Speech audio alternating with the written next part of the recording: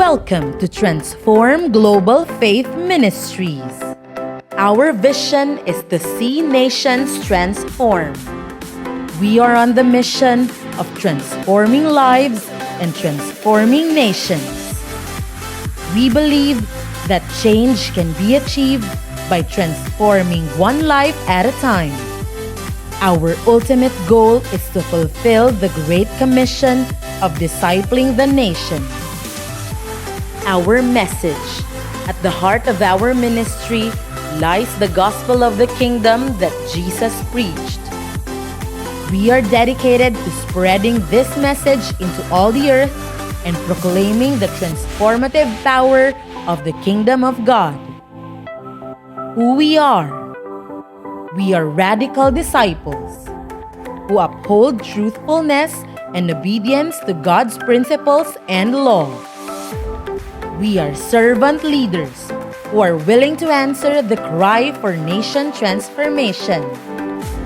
We cultivate and prioritize our God-given purpose as we strive to serve our gifts to the world.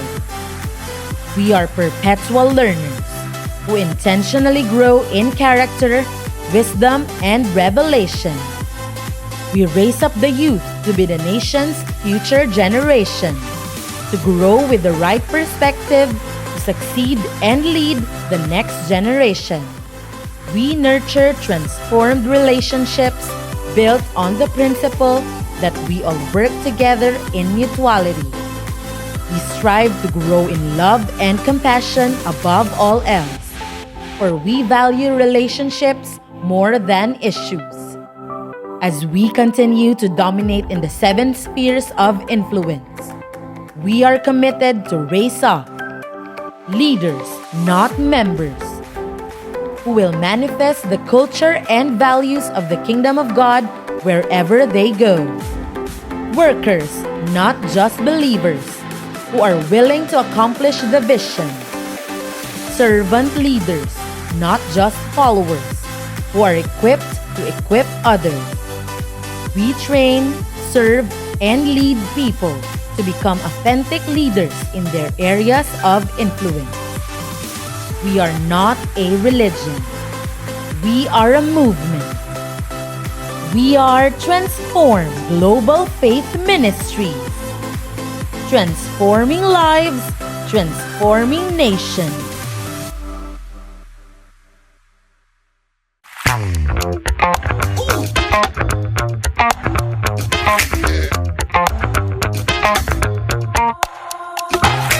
Nagbabago man ang panahon, ug bisan asa pa ka sa dakbayan. Nagbabaga pa rin ang mga balita. Here at TBN News.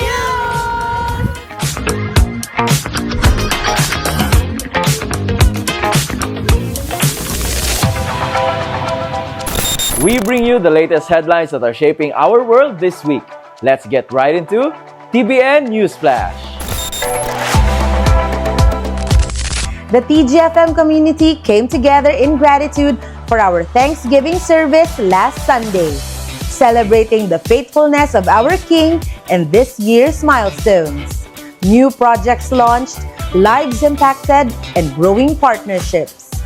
In this year of unveiling, we as a community truly manifested God's agenda here on earth, establishing His kingdom and continuing our vision of transforming lives and transforming nations. As we envision nation transformation, we as leaders continue to build up our character and spiritual discipline through our TGFM Weekly Habits. Last Saturday, during the Ambassador's Briefing, TGFM leaders gathered for a time of ascension into the mysteries by powerful tongues of fire. Pastor Roy Olivero shared about the lineage of Shem and its importance for us Filipinos to know who we really are. Pastor Roy ended with how your tongue is a mystery and can access the deep things of God. Leaders, stay tuned for our next Ambassador's Briefing. The teams of Pastors Grace Migrino and Nilik Moan came as one in worship and ascension at the TGFM Prayer Mountain in Sinuda, Kitaw-Taw. The leaders engaged in spiritual warfare, realigning themselves with God and demolishing thrones that cause their personal struggles and hinders their spiritual growth. Grab the opportunity to join in Ascension with your teams at our TGFM Prayer Mountain. The teams of Pastors Ram and Jane Coliano, Donald Campana, and Flong Bernaldez led this week's daily morning prayer by soaking in prayer through intensive tongues and spiritual warfare. The pastors also shared the topics about gratitude and turning your testings into thanksgiving. Join us on our daily morning prayer every day at 5 a.m. live on our Facebook page and YouTube channel. And join our intensive tongues afterwards at 6 a.m. TGFM Nation continues to expand the gospel of the kingdom as we establish new Symbolize and life groups across the Philippines and around the globe. We warmly welcome all Symbolize attendees and life group members. TGFM Nation, are you looking for a way to stay connected and updated with everything happening at TGFM? We've got exciting news for you! Introducing our very own TGFM app, your all-in-one platform for staying engaged and informed. Download the TGFM app through the Google Play Store or the App Store. Just search Transform Global FM, click download to install, and complete your profile details. With the TGFM app, you'll never miss a beat. Stay updated on upcoming community events. Access our daily devotional Bible readings, Symbolize or house church topics, Life group materials, the finishers recording, and even our daily morning prayer live feed. Download the TGFM app today and join us in our vision of transforming lives and transforming nations. All at the tip of your finger. TGFM leaders are continuing to develop our own Marahan community. These are the latest updates on the project. Remember, let us continue planting your seed for the Marahan Community Project. Your investment on this will go a long way. Connect with your leaders and team pastors for your schedule of visit and land cultivation.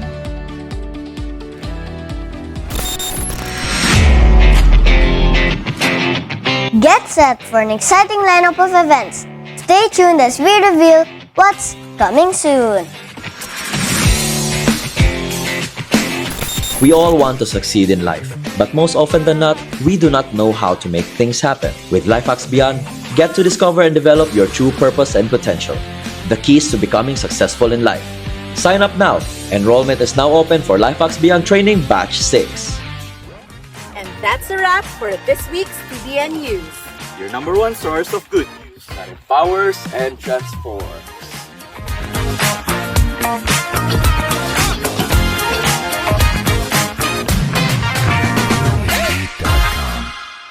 Perfect day, everyone. My name is Sefriano A. Madrigal, 32-year-old, a teacher, a father, and a husband of my one wife.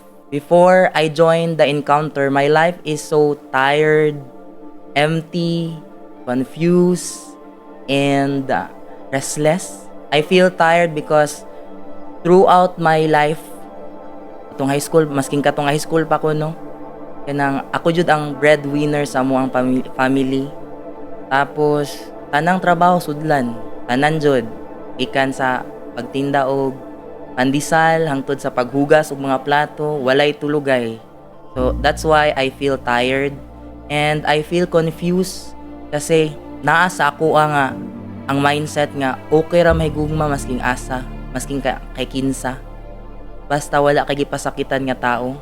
That's why na ako yung relationship sa una, transgender woman. Then, I also feel empty kay pag mata ko sa buntag, no, kay murag, okay ba akong ginabuhan? Sad kay sa feeling ba, anang wala ud ka kasabot nga, naman dyan kulang. That's why I feel that way. Anang nakonect ko sa community through my brother, si Jeffrey Avila. Na-assign man ko sa bukid, then ako ang iyang angkas sa motor. Tingnan ko niya nga, anang apil og kuan ba, apil og simba. Tapos pagka mo, apil kong simba po. Pagka mo magsimba kay, apil og encounter dong. Ako ang ko'y kwarta, ate kragod. Pero na ko'y kwarta, no? Pero half-half lang taya. Naiisa ka ko ang preaching ato si Pastor Ramba nga nag-impact sa ako. Ano siya nga, nakay purpose. Ug dapat imuha na ma-fulfill. Ug dapat dili nimo sayang-sayangan imong kinabuhi. Then I question myself, bitaw no, sa kaya jud akong purpose. Kabalo jud ko nga gisayang-sayang ra jud nako akong kinabuhi. No, kay basing asa, basing kinsar jud ang nigamit sa ako. Nako, try kaya ni nako. Kuan man kuno religious naman jud ko daan, nagasimbam ni kog Sunday ng John 3:16. Pero masing siya ang pinaka gasgas nga verse no. Mo jud tong nag-impact sa ako dito. John 3:16 kay ako adjong nag-grasp ba ang meaning sa John 3:16 kay kung gihatag sa Ginoo no ang iyang bugtong nga anak. Then king baya si Jesus. I-forsake niya ang iyang throne para sa kuha, para mahibalik ko sa iya. Kudyo nang impact sa kuha. And kanang i-change ang mindset. Kay mindset ra jud ang tanan. Ug kanang kuan ba, naraday na sa perspective nimo. Sa imong pagtanaw sa imong kaugalingon ug kung kabalo ka, kung unsa ang pagtanaw sa Ginoo sa imong makaingon jud ka nga. Dili na jud nako sayang-sayang akong kinabuhi. Na change jud to tanan. Atong confused nga feeling god ikuan jud to gi-clear out jud to ni Lord no nga dili ka confused. Ang desire lang jud sa imong flesh ang imong gina-follow. So iyang gi-clear out ba nga lalaki ka, lalaki ko. Through discipleship no, dito man jud ka makuan i-train tapos dito ka kasaban para di na ka encourage di ay dili kasaban. No dito no na change jud akong mindset katong mindset nimo nga gibutang ni Lord ba ma-fulfill to true discipleship o kanang pag-walk nimo ba na naay giya sa Ginoo o giya sa imong leader. Kay kung ikaw ra ambot lang jud. Kaya ana ganito si Pastor Ram no or ayag hawa sa kanang pundok ba sa mga nagdilaab. Kay kung muhawa ka mapalong jud ka. So therefore maski kapalungon na ka tutot lang jud sa nagsiga. Nakuan jud na in love jud ko sa akong wife katong sa kuan na sa morning prayer ba. Di ba wala na kuan? Wala na yung makeup, hayag kayo na. So, true ka na morning prayer, na-meet na akong wife. Then, mag-uyab mi pero we consecrate, no? Mo jud na, anak si Pastora Jane nga, no kiss, no touch. Okay, pas. Di na pud ko tired karon kay na naman ko'y kuan ka ng partner in life, no? Nga mag-organize sa tanan. Tapos di na pud ko tired kay kabalo ko nga, I'm in the will of God. Walay toiling jud. Na mindset na pud namo no sa together with my wife. Na kung nadyo ihatag si Lord, una jud si Lord. Una jud siya kay ihanay ra jud niya tanan. Tauna kay lahi man akong standard sa kuano goodness. Kay basta wa kay masakitan, okay ra gyud na.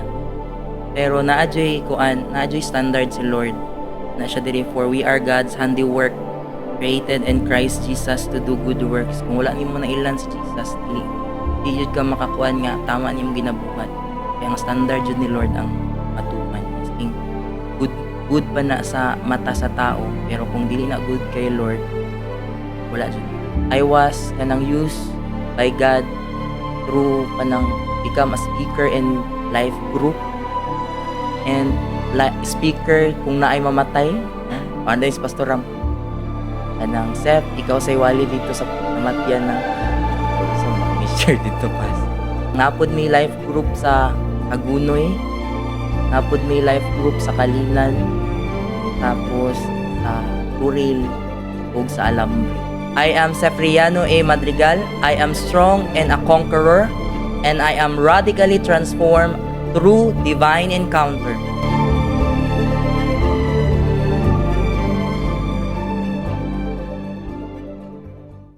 Perfect day, TGFM Nation. What a blessed and supernatural year it has been. It's just right to thank the Lord for His goodness and faithfulness to us. Because your loving kindness is better than life. My lips shall praise you. Thus I will bless you while I live. I will lift up my hands in your name. Let us all end 2024 in thanksgiving and worship to Yeshua, Yahusha, our King.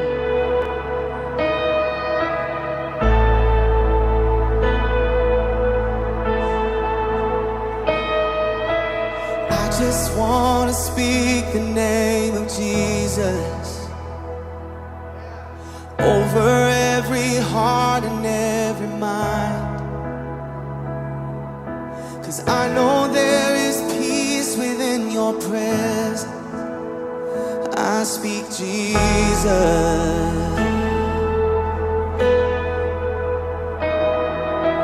I just wanna speak the name of Jesus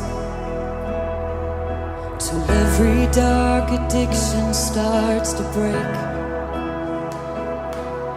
declaring there is hope and there is freedom. I speak Jesus.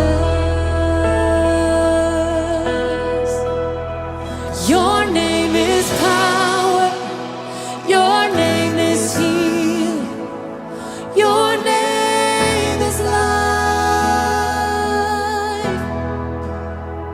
Break every stronghold, shine through the shadows, burn like a fire.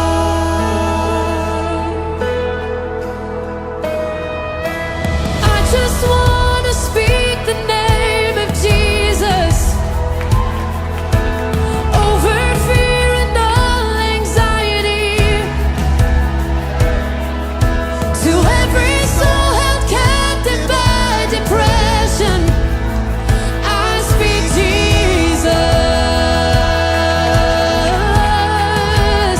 'cause your name is power, your name is healing, your name is life. Yes, it is. Break every stronghold, shine through the shadows, burn like a fire. Your name is power, and we declare it now. Your name is life. Break every stronghold and shine through the shadows, burn like a fire.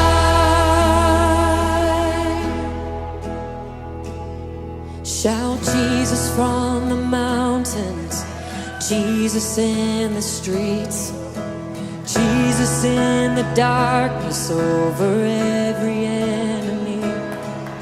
And Jesus for my family, I speak the holy name, Jesus. Oh, shout Jesus from the mountains, Jesus in the streets, Jesus in the darkness over every enemy.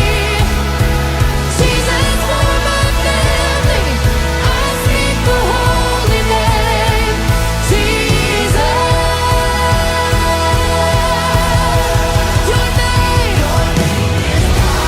Your name is healing, your name is life. Break every stronghold, shine through the shadows, burn like a fire. Come, Holy Spirit, your name is power, your name is healing.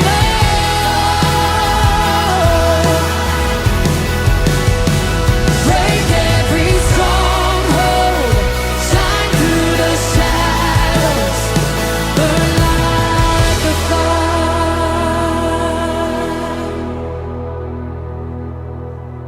I just wanna speak the name of Jesus over every heart and every mind, 'cause I know there is peace within your presence. I speak Jesus.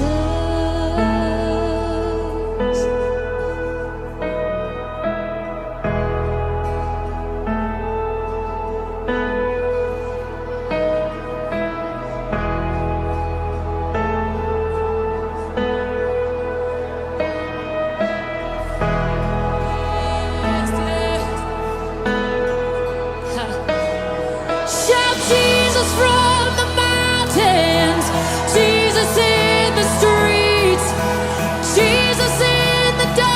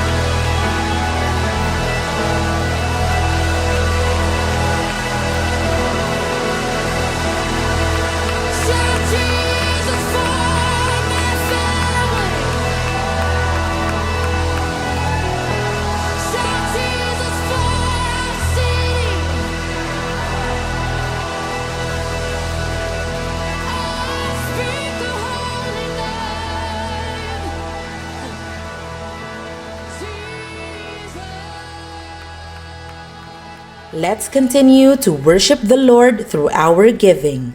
Please be seated and let us hear a powerful testimony of giving from one of our leaders. Perfect day, TGFM Nation. Let us continue to worship God with our giving. First of all, let me thank my spiritual father and mother, Pastor Roy and Pastora Rochelle, for allowing me to share my testimony about tithes and offering. Since nagkabuot ko, ang tithes and offering kay ginatudlo na sa akong parents because they are already Christians. But the same with you and other Christians, ang nasabtan lang dyan nako kay kailangan ra ka mohatag sa imoy kanapulo or tenth of income ug mga halad kay maoy sugo sa Ginoo, like in Malakay 3:10. Kay kung dili, may imperno daw ka. Kinsay makarelate. So fast forward, nasabtan ra nako and it just become a religious act na lang just to give kay maoy naandan but wala jud nasabtan. Understanding this principle deeply and in the kingdom perspective kay wala jud until I came here sa TGFM. When I heard Pastor Roy share about Matthew 6:31-34. That struck me and made me ponder about it. Let me read Matthew 6:31-34. Therefore, do not worry, saying, what shall we eat, what shall we drink, or what shall we wear? For after all these things the Gentiles seek. For your heavenly Father knows that you need all these things. But seek first the kingdom of God and His righteousness, and all these things shall be added to you. Therefore, do not worry about tomorrow, for tomorrow will worry about its own things.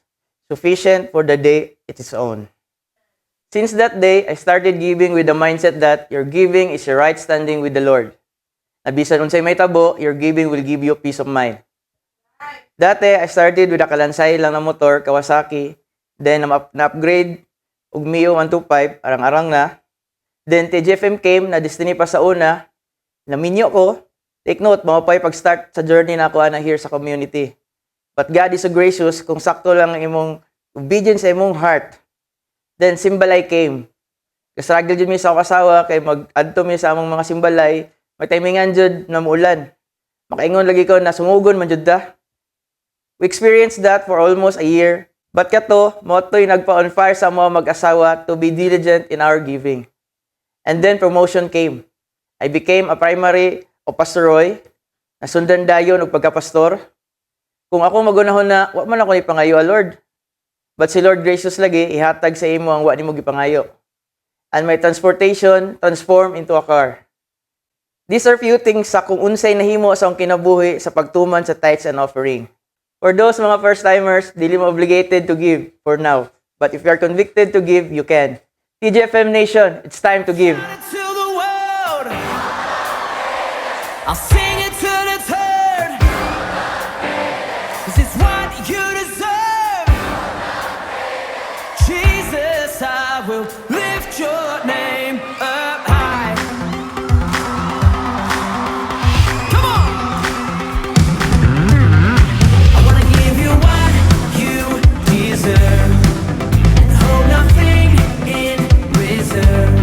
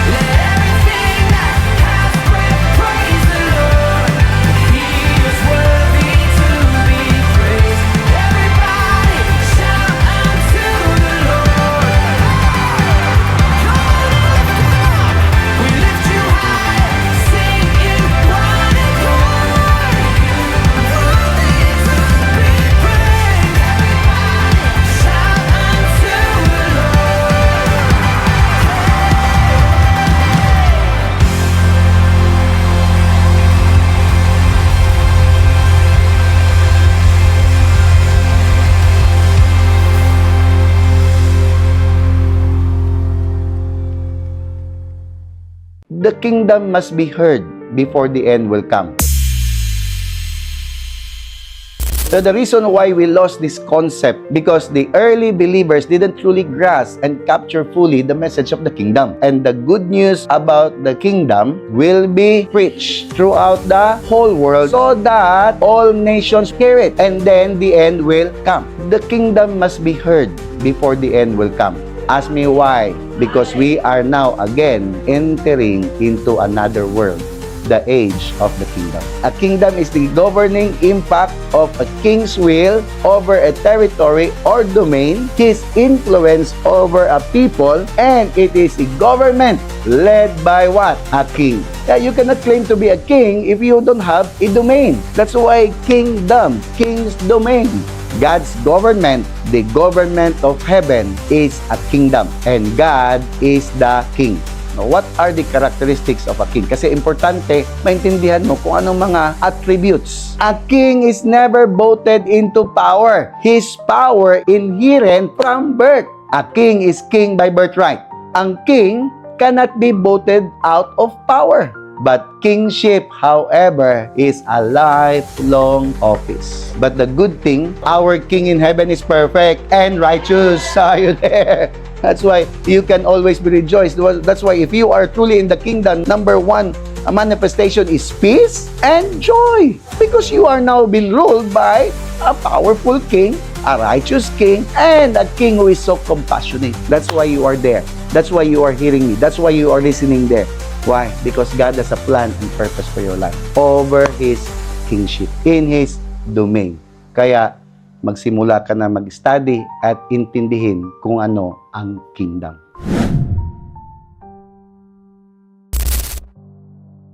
Perfect day, TGFM Nation! Yes, once again, we welcome everyone to our Simbalay. And to all our hosts and facilitators, good job. And sa mga first-timers po natin, those who came for the first time, second time, those who came back from last week, third time probably, no, it's good to see you again. So we are already in our week 7. Wow! As this first and original gospel that Jesus preached 2,000 years ago is slowly changing your perspective about God's original intention for humankind. So, this subject is focused on understanding the kingdom's or the kingdom's whole agenda. Because this is the gospel that the Lord Jesus presented and talked about. This is the only gospel. If there's a subject that Jesus presented and talked about, this is the only message that He mentioned and He talked about, the gospel of the kingdom of God. So, if you can imagine with me, a man resurrected from the dead, then appeared back to his family and friends, and then tells nothing about his death experience, except the only message that he is called to impart, which is the gospel of the kingdom or the good news of the kingdom of God. So I don't know if you can picture that with me, kasi if someone who is raised from the dead, probably he has so much things to share. Tama? Let's look at this in the scriptures. Tingnan natin. Okay, Acts chapter 1 verse 3. During the 40 days after he suffered and died, okay, after the resurrection, he appeared to the apostles from time to time. And he proved to them, to the disciples, in many ways that he was actually alive, and he talked to them about what? The kingdom of God. So there was no record that Jesus talked about his death experience. Okay? If you can see the scriptures, if you can look at the record, he never even talked about what happened when he died. Paul says that he went to hell and preached, get the keys, the keys of Hades. But he never mentioned about the blood. He never mentioned about his crucifixion. The Calvary, in which so many churches today focus on that subject. No, he never mentioned any of those things, any of those subjects. He only talked about what? The kingdom of God. Say to me, the kingdom of God. Come on. The kingdom of God. So probably because he doesn't want his disciple to forget his agenda and what God's kingdom government in heaven wants to accomplish here on the earth. Kaya minabuti talaga ng Lord to really come back aside from consolidating or encouraging the disciples because they were disillusioned, they were so discouraged. Aside from that, Jesus appeared to them, the Bible says, and he talked only about the kingdom. So that's why he even commanded them to preach this gospel to all creation before he went back to heaven. The Bible says he said to them, in fact, in Matthew chapter 28, verse 18, he came to them. So he appeared again to them. And then here in the record of Mark, he said that he said to them, go into all the world and preach the gospel to every creature. Preach what? The good news. To who? To every creature. So every creature should hear the gospel. What gospel?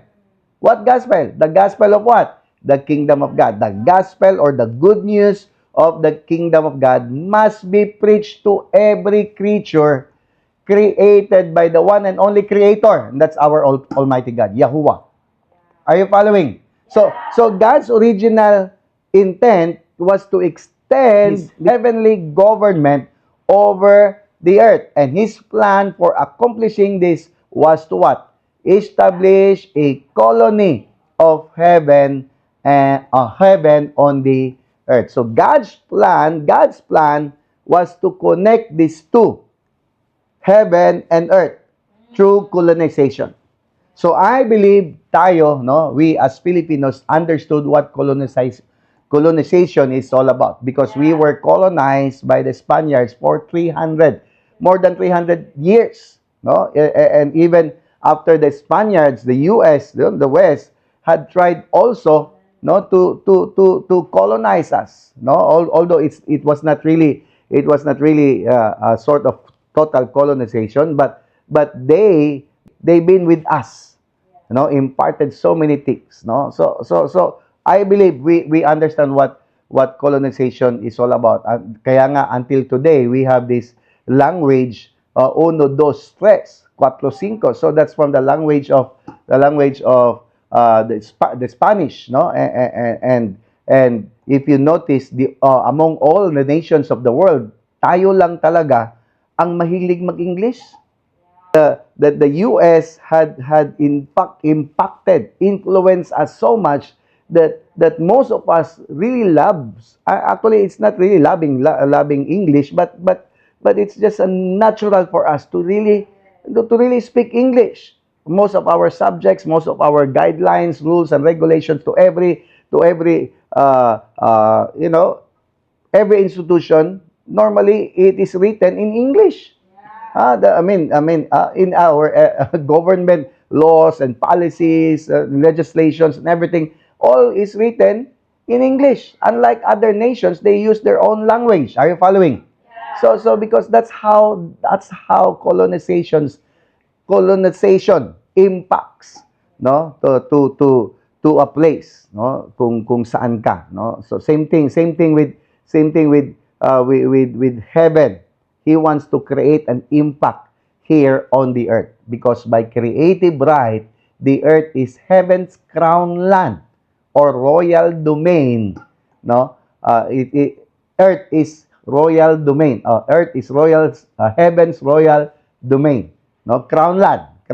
This is commonly used by British Empire. That means that land belongs to the royals or land belongs to the queens or to the kings. So that's colonization. Say to me, colonization. Come on. Yes. Remember, a kingdom. Okay. Last week we have identify or describe natin yung kingdom. What kingdom is all about. A kingdom is the governing impact of a king's will over a what? A territory or a domain. King's territory or king's domain. That's why it is called kingdom, king's domain. Are you following? Yeah. So in the scriptures, you will see also how this this perspective actually written in the scriptures. Psalms 24 verse 1 and 2. Okay? So again, the author or the originator, the creator is actually the one who established what colonization is all about, because that's the goal. So if the British, the Spaniards, during their time colonizes nations around the globe, it's because the original is actually the one from heaven, and that's the king. All right. So he colonized earth, no, to be just like in heaven. Okay. Let's look at Psalms 24 verse 1 and 2. Okay, the earth is the Lord's. Say it to me, the earth is the Lord's. Come on. The earth is the Lord's. And all its what? Fullness. The world and those who dwell therein. So, the earth, all right, and the world and those who dwell is the Lord's. Yeah. Clear? In verse 2, he said that for he has founded it upon the seas and established it upon the waters. In fact, that word waters is the word flood. He established it upon the flood. He established it after the flood. So if you understand that one. So listen to me. One of the things that I want to highlight today, how colonizations should impact in our life. Yeah, because our behavior today, if you look at your behavior, if you look at our culture, the traditions that we have embraced are actually partly not really from who we really are. I mean, as a Filipino, actually, this nation called Philippines is actually not just being branded by the one who colonized us. No, because if you just understand, kung alam nyo lang that before even the Spaniards came, we are already a kingdom. Yeah. We are already a nation. Yeah. Baka gusto niyo panoorin yung kingdom ni Vic Soto. Yeah, at least may glimpse kayo. Pero again, it's far from what the original history actually has written about us. So, the whole point here is every square foot of territory is the King of Heaven's personal property. Are you following? So when you talk about the scriptures that had been mentioned earlier, it talks about His territory here on the earth. So everything that we have, we can see today, it's actually Heaven's personal property, His kingdom, His domain. So we as humans are His property. Yeah. We are His property. That's why I don't know if some people would deny God and would never believe in God, where the fact that you are living in His territory. Imagine mo, kapal na mukha mo, ayaw mo maniwala sa Diyos, nakatira ka sa territory ng Diyos. I don't know. So in a true kingdom, there is no such thing as private property owned by the citizens. The king owns everything. Say to me, the king owns everything. Are you following? So, but again, the Bible says that the King of Heaven gave man of the earth rulership. That's the only good news. That's the good news of what Jesus carried and presented to us. Yes, the God, the King of the universe, who owns everything that includes the earth, the world, and those who dwell, has given mankind authority, rulership over the earth. So that's good news. How many of you believe that? How many of you believe that's good news? Come on, tell somebody, that's good news. The problem, we don't know how to use it. The problem, again, as I have said, in the past series we had, in the past sessions we had, that we were blinded by religion. Are you following? Okay, let's go back. Genesis chapter 1 verse 26. Let them have what? Dominion over all the earth. God says, let them have dominion. So, here in the book of Psalms, 115 verse 16, I love this one. It says here, in the Passion, I quoted the Passion translation. It says here, the heavens belong to our God, They are His alone. But He has given us what? The earth and put us in charge. Can you tell somebody, you are in charge? Come on. Imagine we are in charge on the earth. And why would... Okay. Bakit ba naman, kung tayo ang in charge sa earth, ba't ka pray ng pray? Pray ka ng pray for the Lord to help you. Where you are already given charge on the earth. You see how this religion totally distorts our thinking and give us this perspective about giving, begging? That resulted to be, I don't know about you, but you know, I was once, no, pag nagpray ako, yung perspective ko is always to come to the Lord and come to the Supreme Being and ask for something. So I'm not saying that so ibig sabihin hindi na tayo mag-pray. No, I'm not saying hindi na tayo mag-pray. But again, if you will look at Jesus taught us how to pray. Pray like this, acknowledge the one in heaven and pray that His kingdom, His domain, His will, His intention be done here on the earth. So yun dapat ang prayer natin. It's not something that we beg. You should know first the will of the one in heaven. Because that's what we want to appear, that's what we want to happen here on the earth. The problem, we don't know what's going on in heaven. We don't know the culture, the values, we don't know what's the rules and regulations and principles in heaven. That's why kung ano-ano na lang ang pinagpipray natin here on the earth. And then we got so disappointed, we got so depressed and hopeless because wala naman nangyayari, walang answered prayer. Why? Because we look at and we perceive things not in the kingdom perspective. Right. Hindi tayo tinawag na maging beggar. We are called to rule.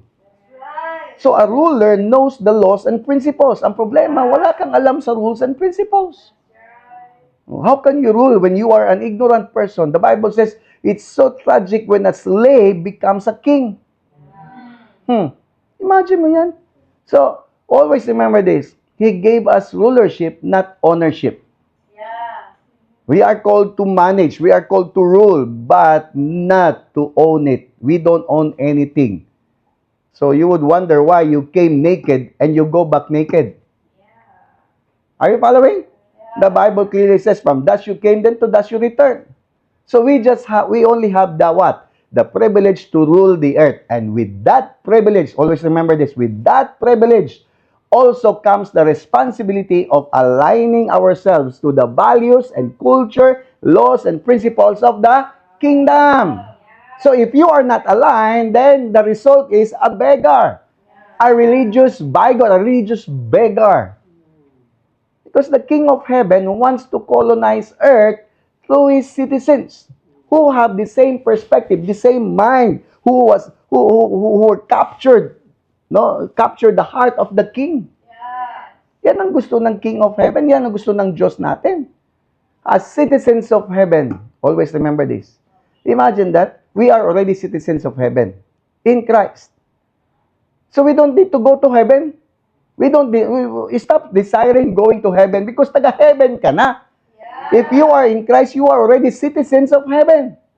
That's why you need to be in Christ. Any human must be in Christ. So that they will become what? Citizens of heaven. Then, if you are citizens of heaven, we inhabit the earth for what? For the purpose of influencing. Kaya, dapat nakikita ang culture, ang values ng heaven sa buhay mo.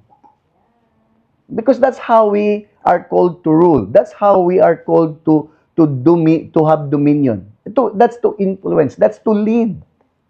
Are you following? So influencing it with what? With the culture and the values of heaven and bringing it under the government of the King of Heaven. So if there's someone, kung meron kang boss, sa pinaka-boss is actually the King in Heaven. We are supposed to be subject, no, under the government of the King of Heaven, not under the government of our country. Yes, we are in a country with government, but the higher government that we are supposed to be, is the government that comes from heaven. So wherever you are on the earth, again, you are submitted to your government in a country, in your own country, but there's a country from heaven where you are supposed to be submitted. Mas mataas yun. Doon ka dapat submitted. Dapat mas alam mo, hindi lang ang constitution ng bayan mo, alamin mo ang constitution kung saan ka galing. Originally. And that's from heaven. Are you following? Tingnan mo yung katabi mo. Taga-heaven yan. Ha? Heavenly creature yan. Ha? Dito lang inassign sa earth, kaya dito yan ginawa. Hello. Andiyan ba tayo? Sabihin mo sa kanya, wake up.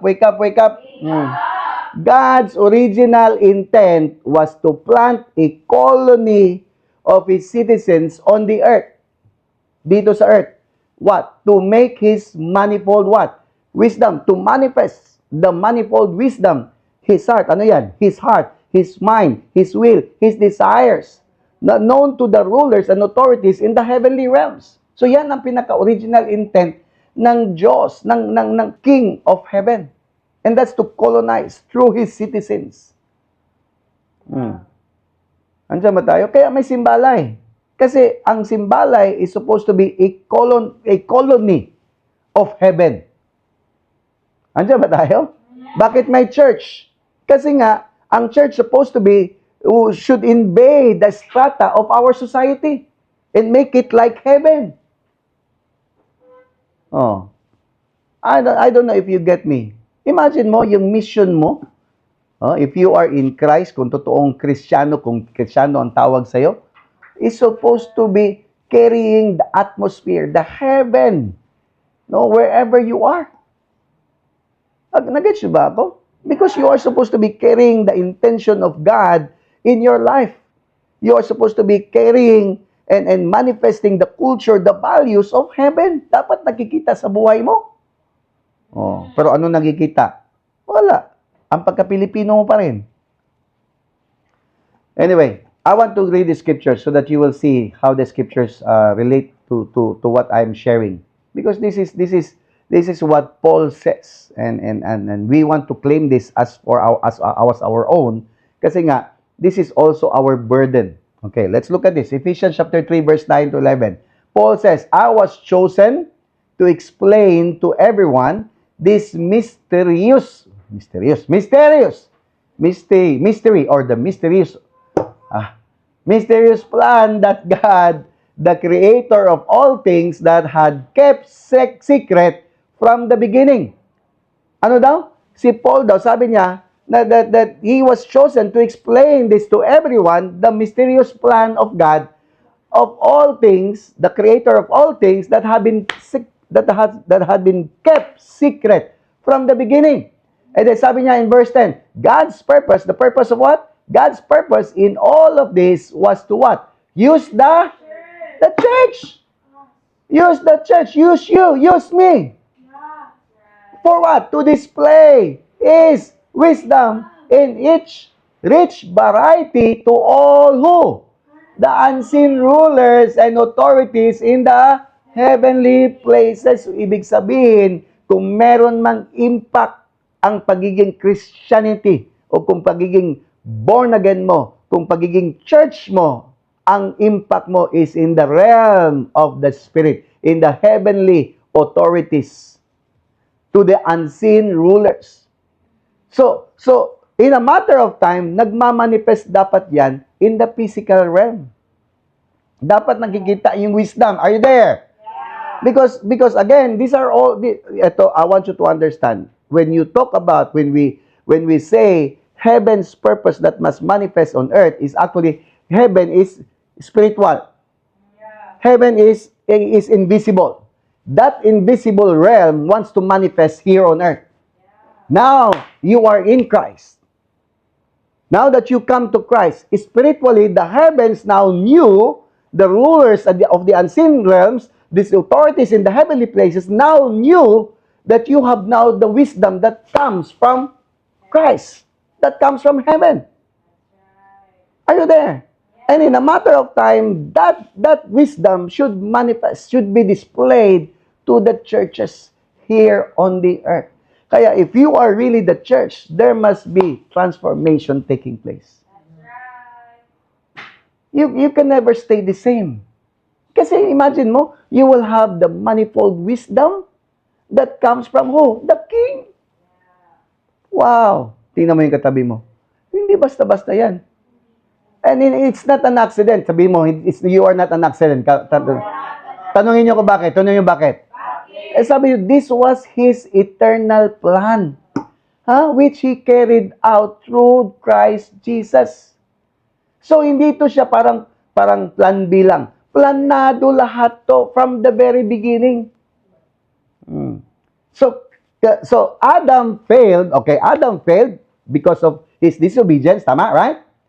Yeah. But Jesus actually fulfilled it. That's why those who are in Christ can fulfill the eternal plan of God for our life. So without Christ, it's gonna be a big question. Yes, you can create an impact, you can influence, but not godly. Not the one that's the eternal plan that comes from heaven. Pwede ka naman talaga mag-create ng impact, tama ba? Right? But ang question yan, is it really God's will? Are you following? So, let's look at Ephesians chapter 3, verse 12. Okay? Let's move on. Let's move on. In verse 12. In whom we have boldness and access with confidence by faith of Him. Okay, remember? Verse 11, this was His what? Eternal plan. Verse 11. Which He carried out through Christ Jesus our Lord. What's the plan? To use the church. Take note of that. To use the verse 10 yan. To use the church. The plan is what? To use the church to display His wisdom in its rich variety to all unseen rulers and authorities in the heavenly places. That was His eternal plan, which He carried out through Jesus Christ our Lord. Who is Jesus Christ our Lord? Sabi dito, in whom we have what? Boldness and access with confidence by faith of Him. We can only have boldness and access with confidence only in Christ Jesus. And this is all by faith. Come on, tell somebody, by faith, by faith, by faith. So no one can do this except if you come to Christ by faith. Except Christ in you, in whom we have boldness. So you can only have boldness and this access with confidence if you have Christ in you. In other words, in the realm of the Spirit, take note of this. In the realm of the Spirit, His purpose in colonizing earth was to show to the spiritual powers of darkness how His beings, His being, created beings, created in His own image, could be planted on the earth and bring in the government and culture of heaven so that in the end, the earth would look just like heaven. Are you following? So that's the reason why, that in the future time, it will come to pass that the world, the kingdom of this world, will become the kingdom of our Lord forever and ever. Mangyayari at mangyayari. Whether you will participate or respond or not, it will come to pass. Because whatever happens, the Lord will make His way to fulfill what was written and what was been planned, because this is part of His eternal plan and it will be accomplished. Andyan ba tayo? Sino gustong sumama? Sino gusto mag-participate? That's the reason why we are here. Because we are giving you opportunity. We are giving you opportunity now, for your eyes to be open so that you can participate. Hindi pa huli ang lahat. We are in these last days, but you can still participate. I believe the Lord had preserved you until this time so that you can do your part. Again, listen to me. This is not physical. This is spiritual. And spiritual, I'm telling you, it doesn't mean that you are in religion and you are spiritual. No. Pwede ka maging religious but not spiritual. Andiyan ba tayo? So, these things can only be done through faith in Christ Jesus. Tanungin niyo bakit? Tanungin niyo bakit? Because we are the only creature Tingnan mo yung katabi mo, creature ba yan? Creature yan. All of us are creatures created. Ang pinaka-the best lang na creature is tayo kasi we are the only creature created in the image and likeness of God. Yung aso mo, yung pusa mo, na inalagaan mo, pinapakain mo, mahal-mahal ang gastos mo dyan. Wala yan. Not created in the image and likeness of God. Pero yung katabi mo, nanonood dyan, yan ang mga creature created in the image and likeness of God. Dapat mas mahal mo yan kaysa sa aso mo. Mas bigyan mo ng importansya yan kaysa sa mga pet na kung ano-anong pinapet mo dyan. Huwag kang magalit. Lahat tayo may pet. Ha? I'm not striking you. No, pero kung binibigyan mo ng importansya yung pet mo kumpara sa tao, may problema ka. Sorry to say that. Mas malaki gastos mo sa mga aso, sa pusa mo, at kung sino-sinong pet mo dyan, kaysa mga tao, magbigay ka ng tamang intention for them. Something's wrong. Kailangan mo mag-divine encounter. Don't die. Ma'am, sir. We are the only creature, the ecclesia, the church. Okay? I'm not talking about the traditional church. The ecclesia, the called out ones. We are the only creature, the called out ones, that has the capacity, take note of this, that has what? The capacity to host the glory of the King of Heaven and manifest it on the earth. Manifest it here on the earth. Tayo lang yung may capacity to host the glory of the King. Tingnan mo yung katabi mo. May capacity yan. Ha? Sabihin mo sa kanya, may capacity ka. Ha? Kasi ang mga tao ngayon, iba ang ino-host. Demonyo ang ino-host. May iba nga mga tao nga, ang ino-host, demonyo. 6,000, imagine mo, legion ang ino-host na demonyo. Ang Lord gusto niya, i-host mo lang yung King of Glory, which is the King of Heaven, which is our Lord and our Master, para may mag-manifest sa'yo. Kaya, kung anong manifestation ng buhay mo is actually can be determined, will always be determined by whom you have hosted. Tingnan mo yung katabi mo. Kung anong ugali niyan, kung anong batasan niyan, kung anong meron sa kanya, makikita mo kung ano at sinong hinuhost. Kahit sabihin mo pa nagsisimba yan, born again yan, tingnan mo kung anong lumalabas sa bibig, tingnan mo kung anong kilos niyan, kasi yan ang hinuhost niya. So nobody could claim that, I am godly. Nobody could claim that I am like this. I love God. God loves me. No question, God loves you. But are you hosting the glory of the Lord? Because it can be seen by your behavior. Nandiyan ba tayo? Kung hindi ka nga makapagpatawad, sige ka nga mura ng mura, wala ka nga makitang vision, sino hinuhost mo ngayon? Hindi ako galit. I'm just wake. Alam mo, ginigising ko lang yung mata mo. Kung pinag-uusapan natin dito is the Word of God, ikaw naantok. Sino host mo? Nabaka diha? I will end. Again, I'm just telling you that we are still far from what God requires us to do.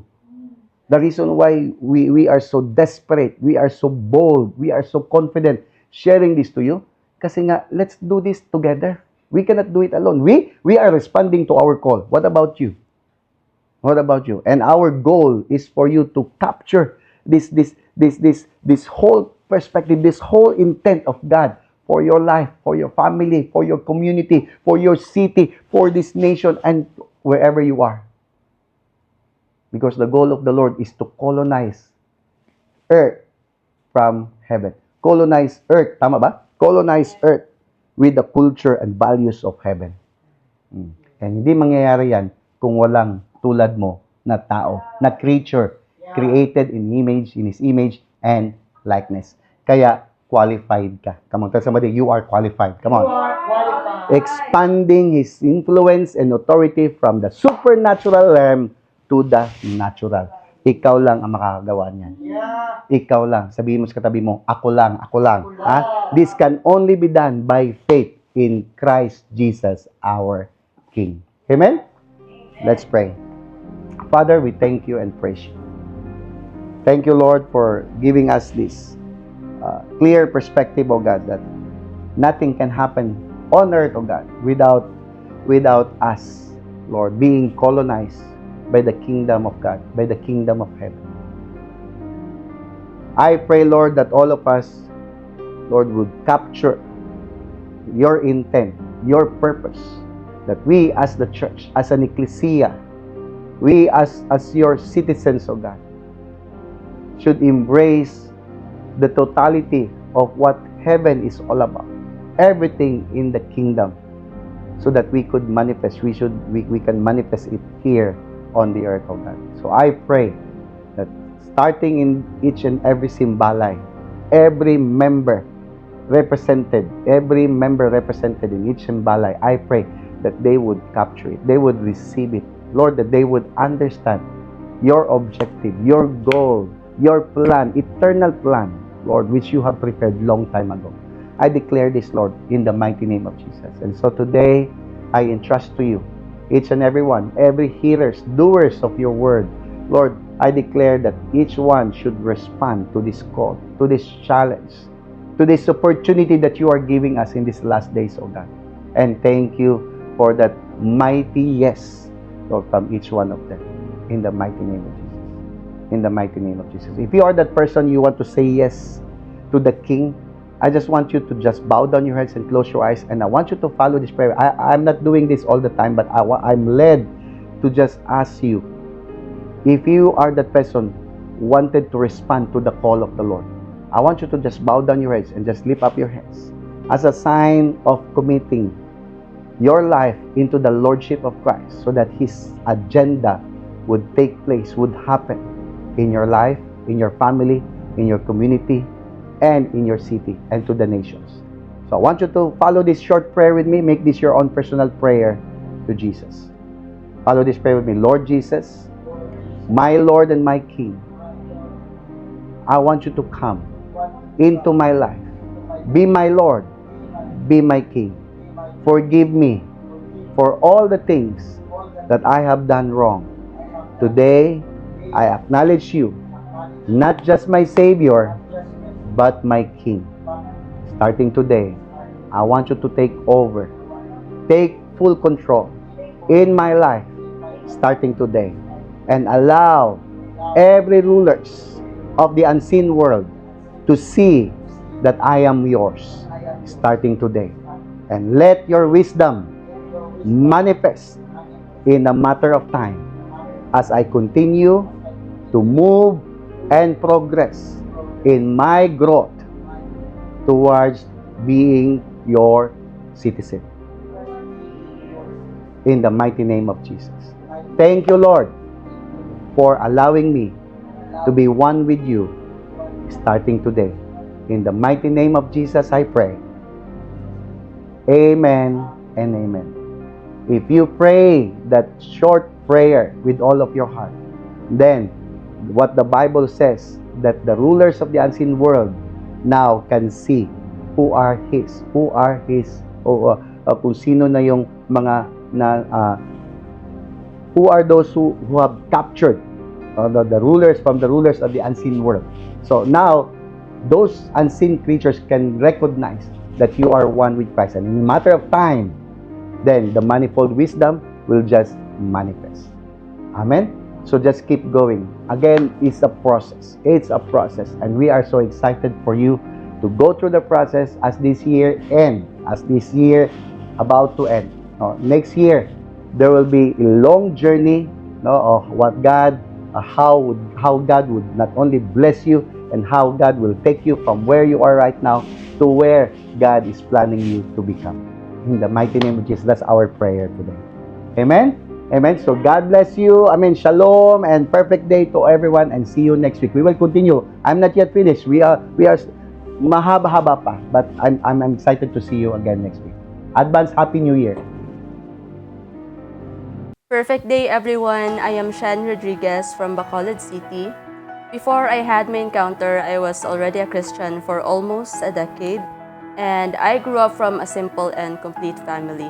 I can say that I am well raised by my parents, academically competitive. I have never been into drinking alcohols and night outs. I have no vices at all. So wala jud ko yung major na issues growing up until I moved here in Davao during my college and tried to find a church. But years came and wala jud ko nagdugay sa mga giadtoan ako na churches. Na ako'y ginapangita na dili na ko makitaan or basin kung preserve lang jud pud ko ni Lord para maabot ko ani ng community. I was churchless for almost 3 years when I was staying here in Davao. Until such time na I experienced a very difficult and heavy moment in my life where one of my closest friends in college committed suicide. That affected me so much to the point na dili ko makatulog every night. Dali ako ma-nervous and I got so afraid of the dark, of closed doors, and even to the little things. And no one knows about it. Wala jud ko'y ginasharean, wala jud ko'y giingnan. It went on for 2 months na I thought mabuang na jud ko, literally. Until I realized na dili na nako kaya. I was so desperate to be okay, and I know that I need to go back to the Lord. I reached out to one of my classmates before, whom I know is also a Christian, and asked if asa siya nag-church. Then she invited me, and the first time nga ni-attend ko, I knew that this is it. This is the community that I was looking for. I joined the encounter, and indeed, I got set free from that bandage. Even if I was already serving in the church that time, I was living a double life. I got into a relationship that led me into fornication. It went on until my guilt and shame cannot take it any longer. We confessed and submitted into the process. It was not easy and there were times na we failed to follow along the process. I prayed to the Lord to take me out of the ministry. And indeed, pandemic came. It was like an answered prayer because wala na gatherings. I can no longer serve in the church. And nakauli ko sa Amua sa Bacolod. But little did I know nga that shift will also shift my life. Niuli ko struggling financially and finding jobs. And there was an open opportunity for another divine encounter and I joined online. But even though it was just online, grabe ang power ni Lord. It really knows no distance. And I was delivered and the fire was rekindled until I got the heart of reaching people. I did my conquest and eventually started a life group, and then Simbalay, and then tuloy-tuloy na sa Divine Encounter. They also joined online and it was really a powerful encounter. I also got a work na highly favored and now we got the opportunity to travel here and naka-physical jud ang among delegate. Praise the Lord. And with my ate nga naka-redivine encounter. Now, I am in the process of discovering and pinpointing my purpose through the Life Hacks Beyond and discipleship under the mentorship of Ate Team Hipos. And things are slowly making sense to me. Everything in my past made sense. And I'm so blessed to be part of this community. And we are excited to do the work of the Lord in our city and the people that are connected to us. One thing that also transformed my life is through our connection with the ministry of Papa John Anusike. It really sank in when he said that your boldness is in your holy living. And again, I am Shan Rodriguez with the prophetic name of Deborah. I am radically transformed, cleansed, and made new by the power of the Holy Spirit.